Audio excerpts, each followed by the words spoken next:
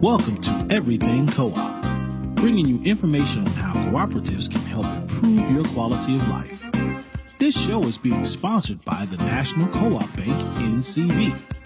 The NCB is dedicated to strengthening communities nationwide for the delivery of banking and financial services for the nation's cooperatives, their members, and other socially responsible organizations. For more information on the power of community ownership, visit ncb.coop. That's ncb.coop. Now stay tuned for your host, Vernon Oakes. Good morning, everybody. On this great, wonderful, sunny Thursday morning, this is Vernon Oakes coming to you to talk about cooperatives, to give you information that you could use to control your life, control your destiny, do the kinds of things that you want to do in life. Now, if you're interested in money, which everybody I know is, this morning we have Ed Whitfield from the Fund for Democratic Communities to talk about raising money and how you can go about getting money. Good morning, Ed. Good morning. How are you? I'm great. How are you doing today? I'm doing well. Oh, let's start off by talking about the Fund for Democratic Communities. What is that about? We are a small foundation that got started in 2007. Our mission is related to helping to facilitate kind of authentic democratic practice in other social justice organizations as well as directly in communities. And we are particularly involved now in a lot of work around economic justice work to build what we talk about as economic democracy. We're interested in democratizing wealth, finding ways that the enormous riches that have been accumulated as a result of the economic practice over the last many hundreds of years is in some ways made available to people to solve problems inside their own communities and meet human needs and elevate the quality of life. So right now we're involved in a lot of work, particularly in supporting people doing cooperative economic development. We have projects that are here locally. We're located in Greensboro, North Carolina. We have local projects in Greensboro, North Carolina. We have regional projects that we're working on across the South. And we're involved in some really exciting work toward putting together something we're calling the Reparation Loan Fund that will be a way of making available loan money to qualifying projects that are sustainable businesses that are democratically owned and democratically governed. Okay, could you stop a minute because you just said two mouthfuls. And I want to see if we can break it down a little bit so that both I can understand what you're doing and folks that are listening out there. Okay. It's exciting work to me, but you say you're a small foundation. Right. And so you give grants? We make some grants available through mainly through a matching grant program. Most of our grants go out to people who we will match some of the money that they have done through grassroots fundraising. We'll match that one-to-one up to a limit. Again, we're a small foundation, so nobody's going to get their entire operating budget that way. But we can certainly help with some smaller organizations that exist through our matching grant program. And we also do a lot of direct programming work ourselves. Even though we're a foundation, the roots of our foundation were with some activists who don't know how to not be activists. And so we continue our activist work and use the foundation funds to help support that and other people that we're working with directly. Okay, so your foundation Fund for Democratic Communities. So one side of your equation is you help raise monies and you help to get people to know how they can get money. We're not engaged all that much in raising money. Our foundation is endowed with some money, so we don't do any fundraising for the foundation itself. I'm thinking that you'll help your people out there, other organizations, you help them to raise money or show them, give them ideas how to raise money so you can match their grant. Is that? Yeah, we do. We certainly send. There's an organization called that sponsors a conference called GIFT. It's a Grassroots Institute for Fundraising Training. So we have sent people. We have sent people to that. There are some people in this country who are real experts at grassroots fundraising, so we often send people to that. We've done some workshops on grassroots fundraising ourselves. But again, the main work we do is to help people form businesses, and our main work with that isn't the fundraising side of it.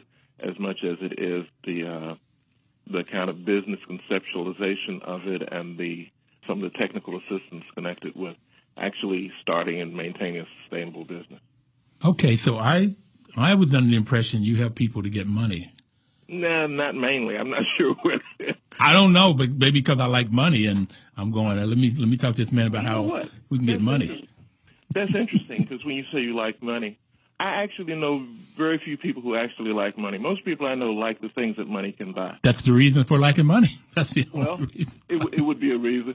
But the liking of money has led to an economy in this country where people try to get investments that will maximize the return so they have more money. And what that has missed out on is a lot of things that are connected with meeting human needs, because sometimes to do the one, you are actually implicated in things that are different from doing the other. I'll give you an example. Grocery store. One of the reasons we have food deserts in this country. What's a food desert, first, Ed? Sure. Food desert is a community where people do not have reasonable access to a variety of healthy foods. For instance, there's a neighborhood here in Greensboro where you'd have to go close to 2 miles to get to a grocery store where you might buy an onion or a tomato or some fresh greens or even some canned soup. What's close by this neighborhood are a lot of convenience stores where it's easy to get cigarettes, tobacco, potato chips, and sugary sodas. What's hard to get to is, some healthy variety of vegetables. We call that a food desert. And those convenience stores are normally more costly? The convenience stores are typically much more costly, and they might have a few food items. They may have milk in there for $5 or $6 a gallon, when you might be able to buy the same milk in a grocery store for $3.99 a gallon. So, yeah, the convenience stores are expensive, and they don't have typically a good variety of food in them. Okay. The reason why these communities are food deserts, and often these communities used to have grocery stores in them, is because somebody who liked money wanted to make sure that they put their investment, which might have been in a grocery store, instead into something that could make them more money. So they either consolidated their grocery stores or they got out of groceries altogether and went into electronics and invested in the Pacific Rim, or maybe it was Silicon Valley, I don't know. But they took their investment out of that community. What we're helping people do is to, rather than thinking about how you maximize return on your money, we're helping people to figure out how you maximize the benefit to community. What that community needs is healthy food. And healthy food can be supplied there in a sustainable way that's not going to require any ongoing subsidy. It's not going to require people finding grants for it, because you could run a sustainable, profitable grocery store there. What you couldn't do was run a profitable grocery store there that made the highest amount of money. It would have made enough money to be there and pay decent wages and supply people with healthy food, but it would not have made the highest amount of money you could get on the investment, and therefore the investment went somewhere else. So that's why I'm making this distinction between liking money on the one hand and wanting the things that money can buy, which in this case would be healthy food. So we're helping a community build a grocery store in a neighborhood like the one I described that's going to be able to pay above the typical wages in the area, and it's going to have a variety of healthy food at prices that are comparable or lower than other food stores, because it's not based on how it is that you could make the most money. If you base it on how to make the most money, you would cut into the wages, you would cut into the quality of the food in order to maximize profits. And rather than doing that, we say that the real community benefit here is to have high-quality foods available to people at good prices and provide good jobs. And that's what the effort of the story is. You know, Ed, I really... Small distinction I'm making? No, that's a huge distinction you're making. And I'm glad you're making it early on in this program, because I do like money, and most people like money. And unfortunately, the issue about capitalism, it gets into this thing called greed and maximum return on investment. And you don't know me very well, but I got an MBA, and in getting that MBA, it seemed like all of the decisions were based on how do you maximize shareholder return. Sure. And not all of the other things that you're talking about. How do you make sure that you got fair wages for your employees and you're taking care of them? And how do you get the best product to your customers? How do you supply food to a community? They may have taken their store and moved it across town, where there was growth and people had more money and so forth, and they could make a higher return across town and not in that particular neighborhood. So that distinction is huge, and I'm glad you brought it up so early, and also the distinction between what your organization does in helping people create businesses that benefit have all of these other goals besides just making money. The money's important. You can't have it has to be a sustainable business, or you're out of business, or you're not doing anything after a while. Yeah.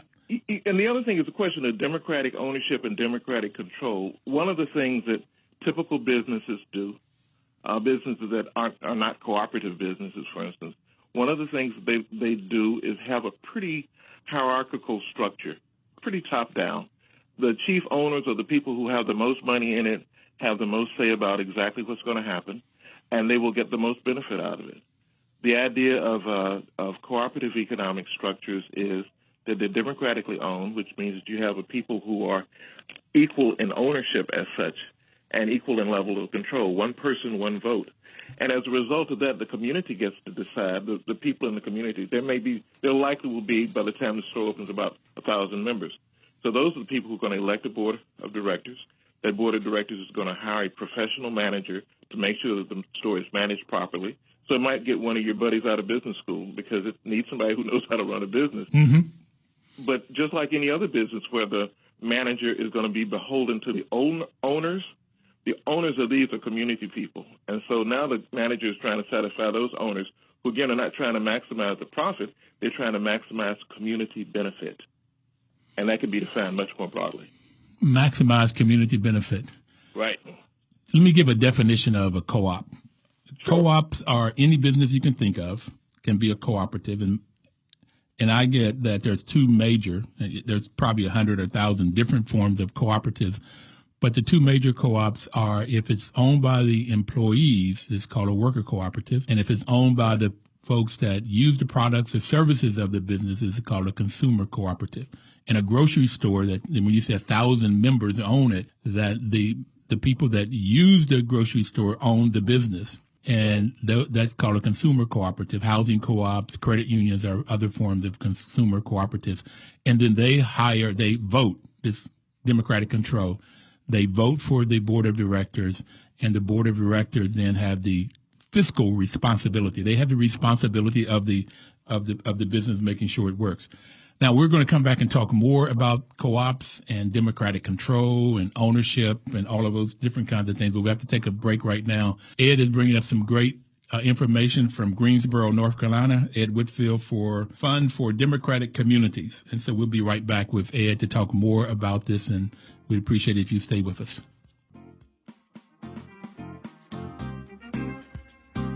News updates on the web at WOLDCnews.com.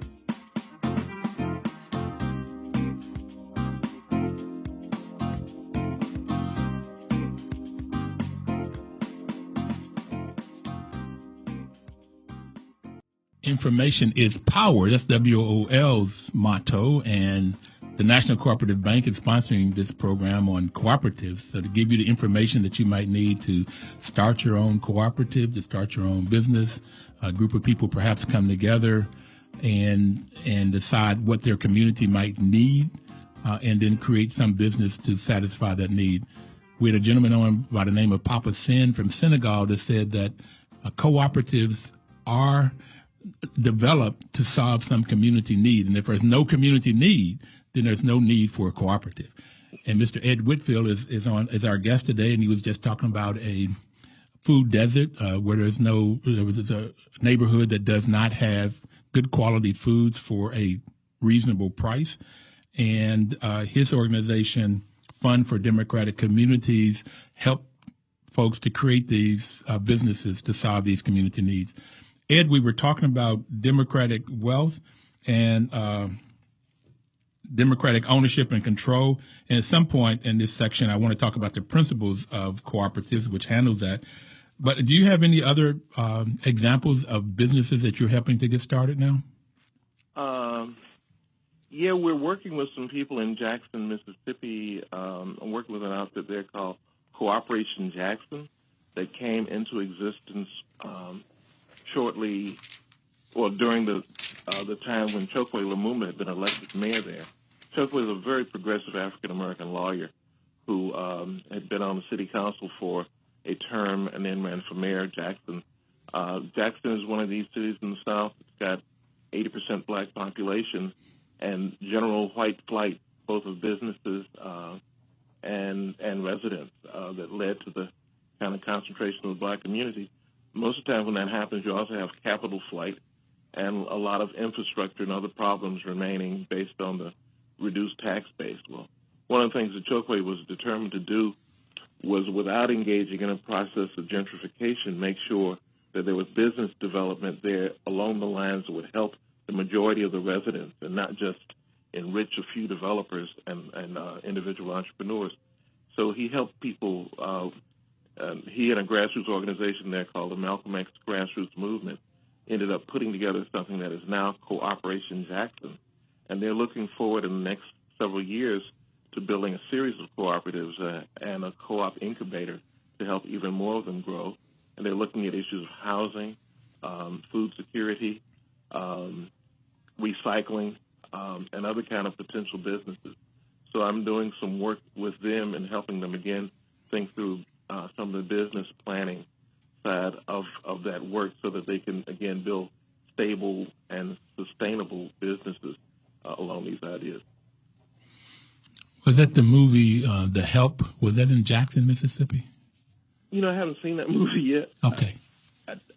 So it might have. I really don't know. I think I've seen it a couple of times. It's a really great movie, but I think it was staged in Jackson. At least that name came up. I visited Jackson a couple of times. Okay. We're going to try to do something with Tougaloo College. Oh, yeah. So this is Cooperative Jackson. And what's the name of that mayor? Chokwe Lumumba. He passed away last February. Okay. He had been in office 7 months. He passed away, but the folks he's been working with are still determined to carry that work forward and are still working on it. Jackson, Mississippi, 80% black population. So right. You had whites to leave. They take their money with them. And so then you have issues within the community. I assume there were all kinds of issues, including problems with crime. Yeah, there's some problems with crime. You know, the crime thing always gets me because there's a lot of petty crime that comes as a result of poverty. There's a lot of grand crime that created the nation. So when I think about crime, I think about the big ones, like stealing a whole country is really, really criminal. But yeah, there's some petty crime that goes on. Poor people will sometimes engage in petty crime. The gigantic kind of crime, though, is happening at higher levels within the state government, and the massive control over large swaths of land there that are kept away from the people that need to be on that land so they can work it and have a subsistence. The kind of low wages that are paid. I mean, there's a lot of criminal stuff that's going on. That some of the criminal stuff that's going on is not even illegal because some of the people doing it make the laws. So, you know. Well, you just hit on a whole another subject of conversation. I had the pleasure of being at the White House at 2012. The United Nations had declared 2012 as the year of the cooperative, and we had a White House briefing, and I was attempting to make the point of it looks like to me, and this has been, as I've studied now, this hypothesis is turning out to be true, that you have people, rich people particularly, that will pay for politicians. Sure. Koch brothers is a good example, and then they give a lot of money, they get politicians in, and then those politicians are help put in programs, laws, so that they get wealthier and wealthier and wealthier. Right. When you look at, and I came about this by looking at HUD programs. I do property management as my full-time job. Okay. So I look at the HUD programs, and if you look at affordable housing, that they put money in for co-ops, affordable co-ops, low equity co-ops, or no equity co-ops. You look at those housing and compare it to apartment buildings, and the affordable housing co-ops perform much better in any category you can think of. Less foreclosures, lower rents, better quality of life, less maintenance, everything, less crime. That's what I even brought the crime up, was thinking about this research. And it's all because of this democratic control and ownership, and people take pride in, particularly once they know that they are owners and not tenants, that there is some transition, some mental transition that has to happen. Absolutely. You're absolutely right about that, yes. So once they get that, then, so I go ask the question of, well, why, because it is so much better product, why doesn't the government put their money there? Let me guess. Okay. I'm going to guess. Because they put all of their money in apartment buildings now. There's a little money going into co-op, except for 202 for seniors. Yeah. But for everyday, so when you talk about housing in Jackson, it would be great if we could get some of the federal dollars to put into housing, again, for all of the right reasons. And I'll give you another quote here. This lady by the name of Dame Pauline Green, who's the president of International Cooperative Alliance, said on the program, she said, co-ops brings people out of poverty with dignity. Right. And I like that word a lot, because most of the programs that we have from the federal government, they just give people enough money to survive. Right. And they also have to spend that money, and the people that are taking in that money, having the businesses, they're the ones that make money off of that, as opposed to giving them a co-op, whether it's a worker co-op or a consumer co-op like housing, so that they can build wealth. And I heard you say that's a part of what you're trying to do too, your mission, Absolutely. your goal. One of the things we're concerned with, what we talk about, is community wealth building. We want to help build wealth in a way that benefits the community and, again, can be democratically structured for ongoing benefit. Let me give you an example. Go. If this grocery store in Greensboro makes a $40,000 profit and it's got 1,000 members, you got several options, and the members will get to decide. They can take that $40,000 and divide it up as patronage dividends, which is perfectly legal and very reasonable under the way cooperatives are structured. And everybody gets a check for $40. Or they can take that $40,000 and leave it together and decide that they're going to buy 200 band uniforms at $200 a piece for a local band, high school band or something. Now, I think that the community impact of 1,000 people getting a check for $40, which will afford them to go get one good meal, one fancy meal, that's all you get out of that, or buy the whole band uniforms that are going to last for several years for a couple of hundred young people and make them a whole lot more proud about being in school every day. I think that, those have different kind of impacts.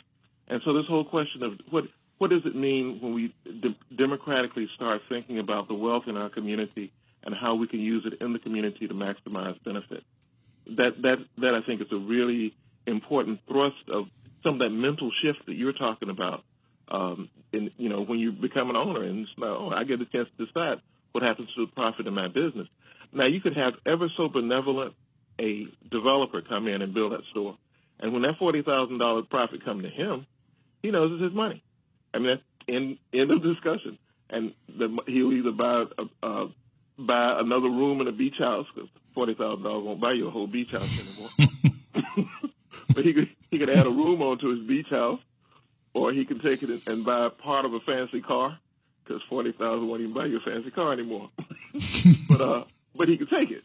Yeah. It's his.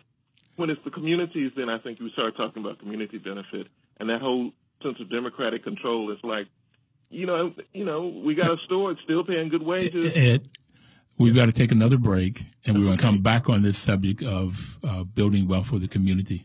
We'll be right back. Sure.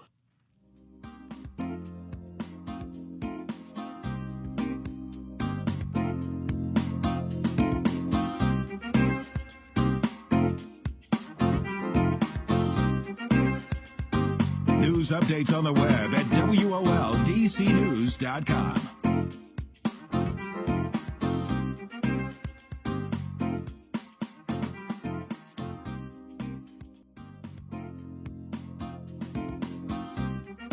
Welcome back this morning, and it's sunny here. Last Thursday, we had 6 inches of snow. Today, it's all gone. Sun's out, and it looks great. I think we're supposed to have 60 degrees today. Interesting how the weather changed, and that's what I would hopefully like to see us change in America. We have a capitalistic society where most people make you have the capital versus labor, and the one percenters, I've heard a quote that they have made as much income in the last 10 years, at least from 97 to 2007. They took 60% of the income made by the U.S. So that only leaves 40% of the total income in the U.S. for the 99 percenters, us, the people here. So how do we change this dynamic? And one of the ways of changing that dynamic is what Ed Whitfield is talking to us about, who is from the Fund for Democratic Communities, of how do you change the wealth where you have community wealth. And Ed, that's what we were talking about here before we took break, was how do you get the maximum benefits to the community. And you gave us the idea about the grocery store and the cooperative Jackson, which is fascinating. I'd like to get down there and get some of those people on the program too. What else are you doing, or are you only in Greensboro, or do you make grants to folks in the Washington, D.C. area, or do you have a specific area that you make grants? We're focused on the South. We're mainly focused on 14 states. We're doing a lot of our work through something we call the Southern Grassroots Economies Project, which focuses on Virginia, North Carolina, West Virginia, Kentucky, Tennessee, Georgia, Florida, Alabama, Mississippi, Louisiana, Arkansas, Texas, and Oklahoma. So we typically don't do much of anything in the Washington, D.C. or Baltimore, in that surrounding area. The Southern Grassroots Economies Project, one of the kind of exciting things, again, we're working on is this thing we're calling the Reparations Loan Fund.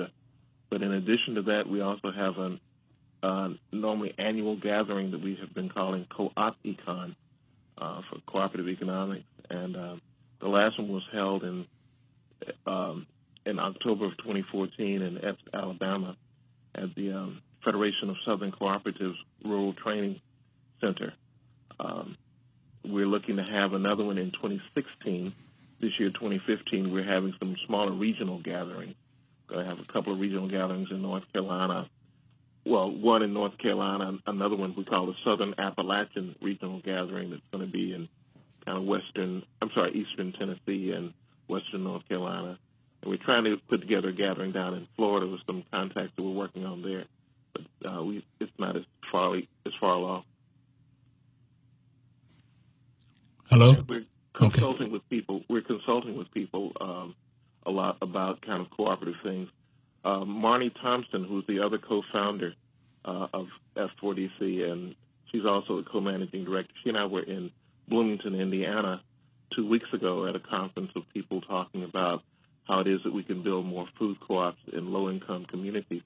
You know, a lot of people think about co-op grocery stores as being very expensive places that sell natural, local, organic foods and, attract the more affluent crowds.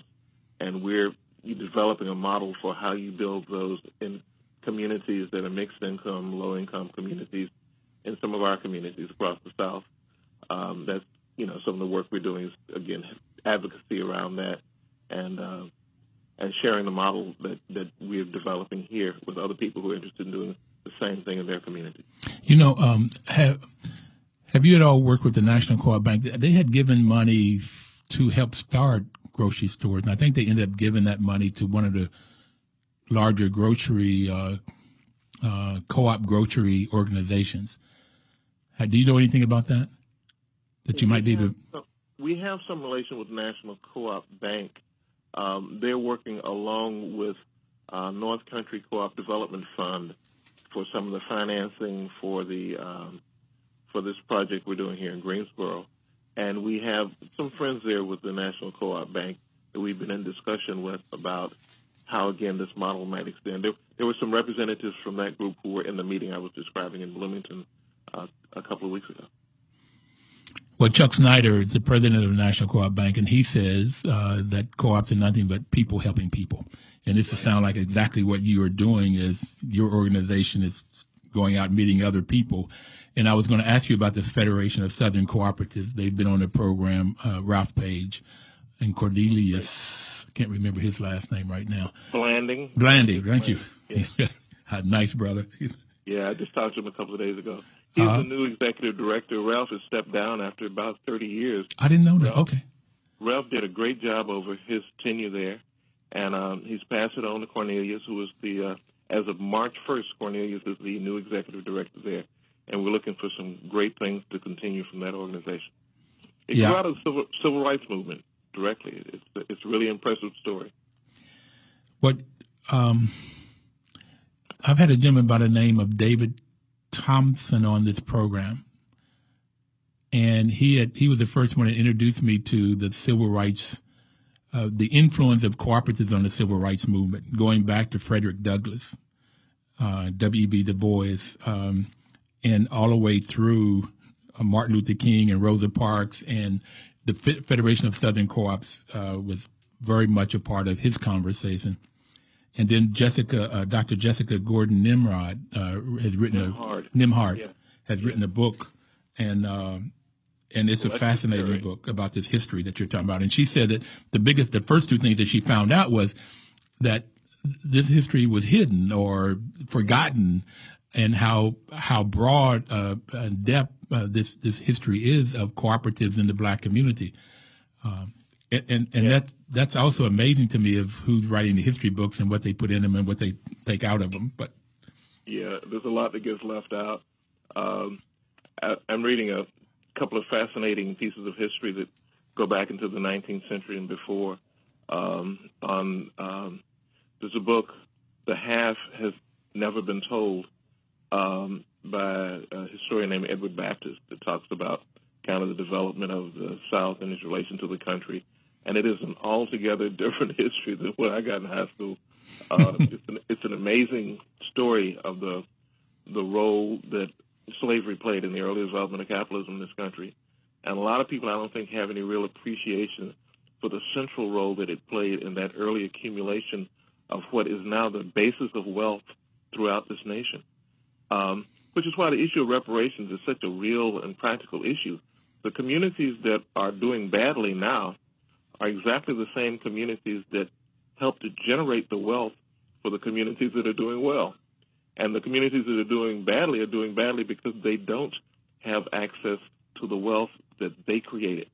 And that's what, again, when we talk about democratizing wealth, at some level we have to look back and figure out how to undo some of that damage. And that repair, that is reparations to me.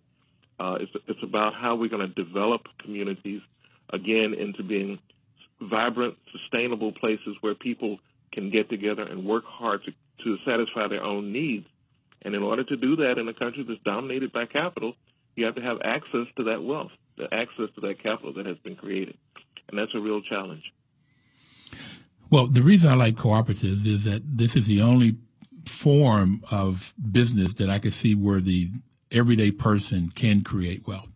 I've never believed, even as a kid, that white folks, the folks at the time that had money, would give me or my family members 40 acres and a mule. I just never bought that. I think you were right. So the question is, how do we make it ourselves? And this cooperative model is a way that I see that we can make it if we can get enough people to both want to. Well, let me go back a minute. There was a lady on the first month that we were on the program about a year and a half ago in October. She's from the Greenbelt Cooperative. The white lady, Leela Mack, said that I asked why we don't have more co-ops for all of the positive reasons that you and I talk about, and she said because it's hard work. And I didn't expect that. I expected because we don't have the laws, because capitalism is the main focus, and people that have money want to make more money for whatever reason I don't quite get yet. But they just want to get more and more and more and more, and they don't want to share, and they don't want to see other people grow. Huh? It's because they like money. Yeah. But see, here, I wanted to go back to that. But it is hard work. So once we can get people to understand that if they own it and if they work hard, then they can create the wealth for themselves through this co-op model. But I wanted to go back to that like wealth because there was a transformation in my being. I still like money. The thing, though, that I have come to know is that God has blessed me in more ways than I can ever even say, but definitely much more than I could have thought about when I was 9 or 10 years old and coming up on a hill in Bluefield, West Virginia. But the thing that he's blessed me is so I can be a blessing to others. And so liking money, still I like it, but it's for a whole different reason now. I hear you. When I went to Stanford, when I started the property management business, it was how could I get more money for me, my family. Now the question and this evolution is how the more I get, how can I then pass it on and be a blessing? But not just money, but it's also knowledge. And that's what we're trying to do right now is get people knowledge and get to maybe inquiry so that they'll want to know more and get involved so that they can help create money for themselves. So it's a blessing. And I've also changed around, I don't know, about 30 years ago, instead of giving 10% of what I earn, I want to get to the place where I'm giving 90% of what I earn. Somebody called that reverse tithing. Okay. I'm not there yet because I'm not making enough, or I haven't got to a point where I'm living off a lot less more than I'm making. But I have made that transfer. It's much more than 10%, but I'm wanting to get to 90%. So I still like money, and I still want to make more money, but it's for a whole different reason now. The reasons that you're talking about. I hear you. Okay. Commendable. What you're doing is tremendously commendable, and you have a nice way of talking about it. I want to go back to, you mentioned economic justice earlier. Yes. What is that? You know, typically a lot of people think about economic justice from the standpoint of redistribution. They want to figure out a way to redistribute things. And certainly the unfair system of distribution is a problem. I like to think about economic justice mainly from the standpoint of something I call productive justice. I want to create opportunities for people to be fully productive, because I think that is the real humanizing thing. To give people opportunities to do things for themselves is more important to me than just giving folks stuff, because part of what people need is the dignity that comes out of doing things for themselves. And everybody would be more capable of doing things for themselves, again, if they had access to community wealth as one of the bases for doing it. So part of community wealth issue is the fact that we can create it, but there's also some that's already here that exist in local governments, that exist in financial institutions, that we need to figure out how to have more democratic access to in order to create these opportunities for people to be productive. And then once people are able to be productive, they can go on producing huge amounts of wealth if the wealth is not extracted, if the wealth is not taken away from them. Somebody did a study a few years ago of a typical McDonald's franchise and found out that 70% of the wealth created by the labor of folk who work in that store leaves the community. Mm-hmm. And so if the wealth is constantly being sucked out of the community, we can create job after job after job, and still we're not, the jobs are basically the money that you need to live and eat on and stuff. What's happening to the profits? That is the issue. And that's where cooperatives, again, come in, because the profits are owned by the owners, and we're talking about building structures where the profits stay in the community. That's all the difference in the world. If anybody out there would like to make a comment or a question to Ed or myself, you can call in at 1-800-450-7876, 1-800-450-7876 on a whole range of topics that we're talking about this morning around cooperatives. And we'll be right back. We're going to take another break. And when we come back, I do want to start off by talking about the principles of co-ops, which we've already mentioned a lot of them in this conversation so far. And Ed, we only had one more segment. The hour goes by very fast, but we'll be right back. News updates on the web at WOLDCnews.com.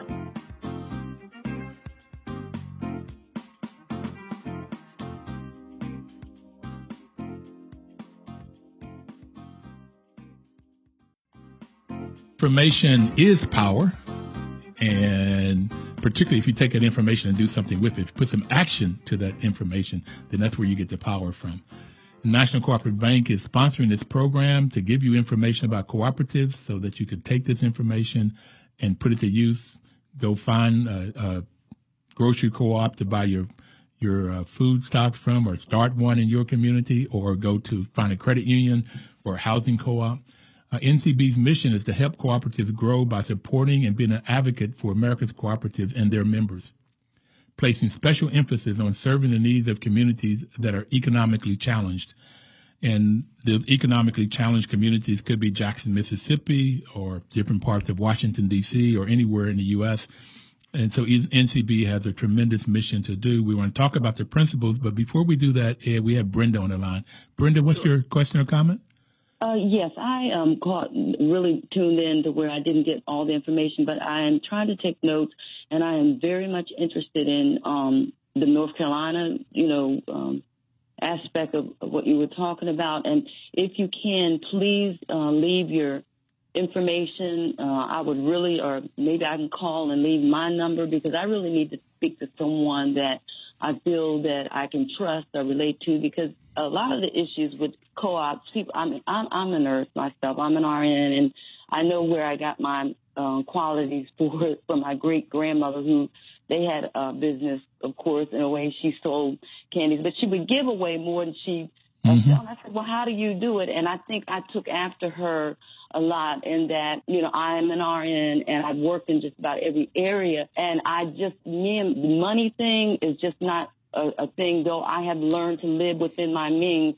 People say I could teach a course about finances because my mother set me down when I was like 8, and I knew how to balance a checkbook. So though I, am living off a very fixed income due to injuries related to nursing and all that, I've learned how to manage. And so my thing is because of the way I am, finding these co-ops.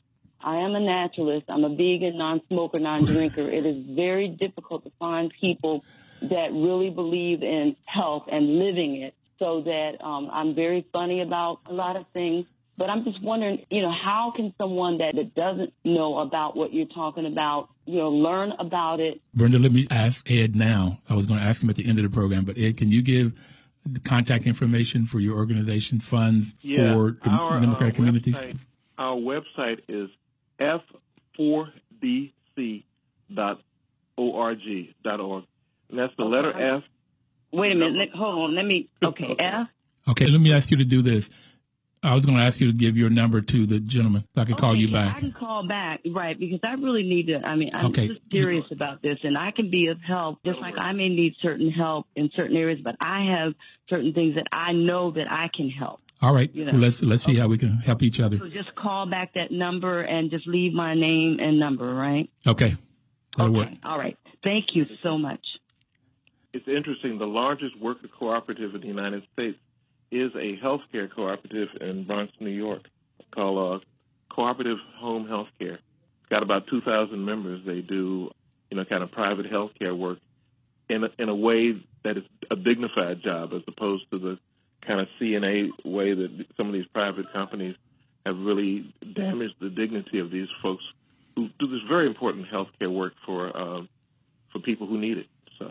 I was going to say the whole health field is prime for co-ops, right, whether it's on the insurance side or people that are given the health care. So, the co-ops can play a tremendous role. And you said the largest, is that a worker co-op? Yes, it is a worker co-op in Bronx, New York. Cooperative Home Healthcare is the name of it. Okay. So let's talk about the principles of cooperatives real quick here. The first one, there are 7 principles for the modern cooperative, and the first one is voluntary and open membership, and this is one of the reasons I love co-ops. It doesn't make any difference your race, your creed, your color, how much money you got. It's open.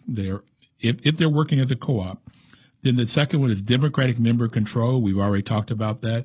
I want to come back, Ed, and talk more about what you mean by authentic democracy. I think that's the word you use. I like to use the word authentic democracy.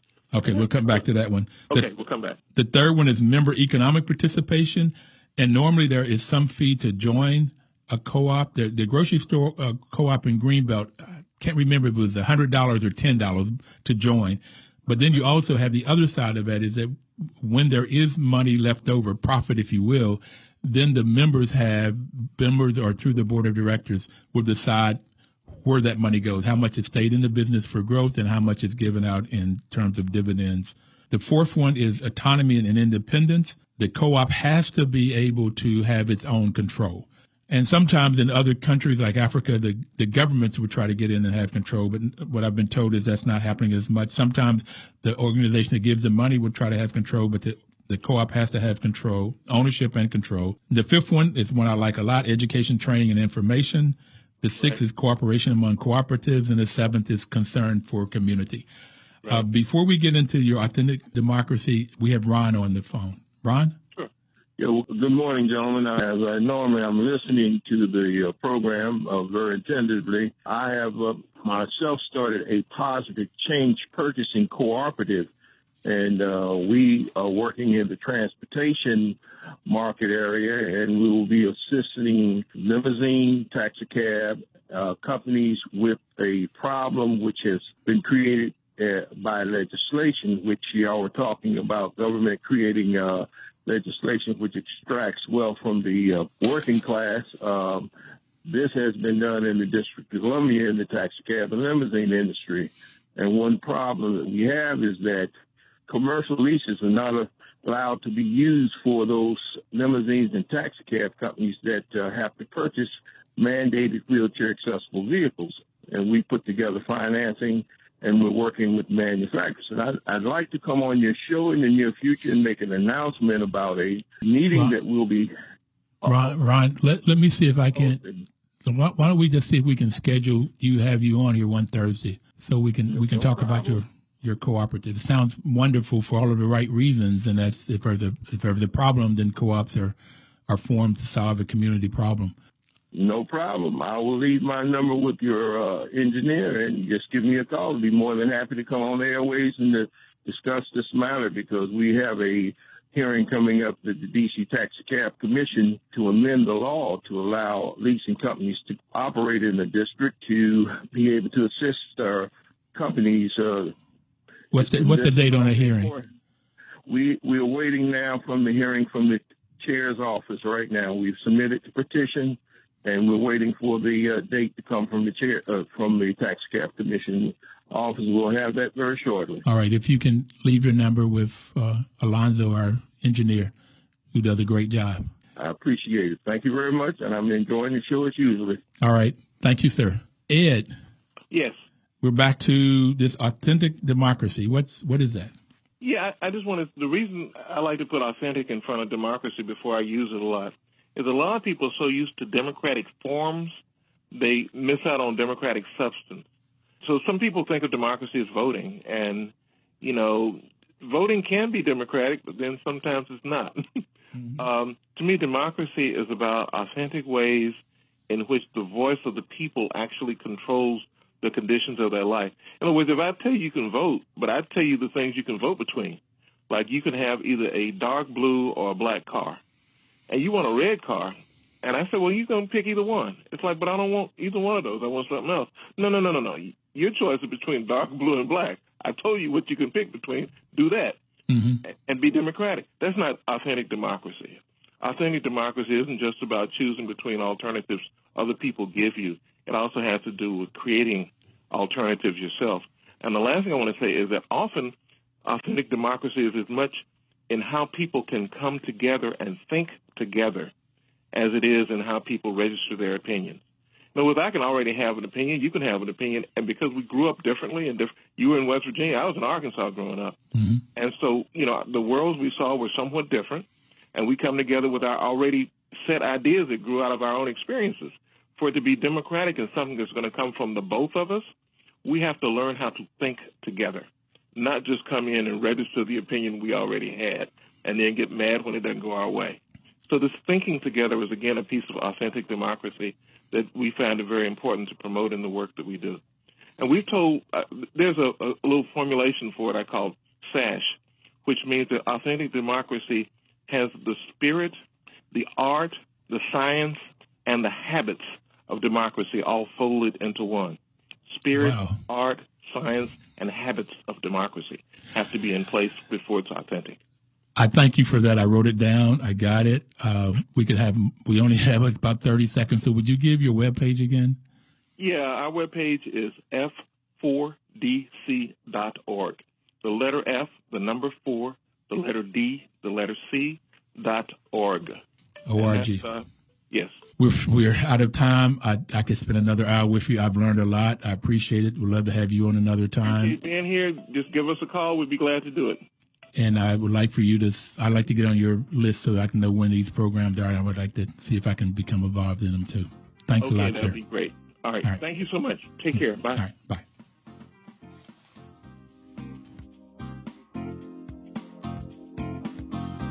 News updates on the web at WOLDCnews.com.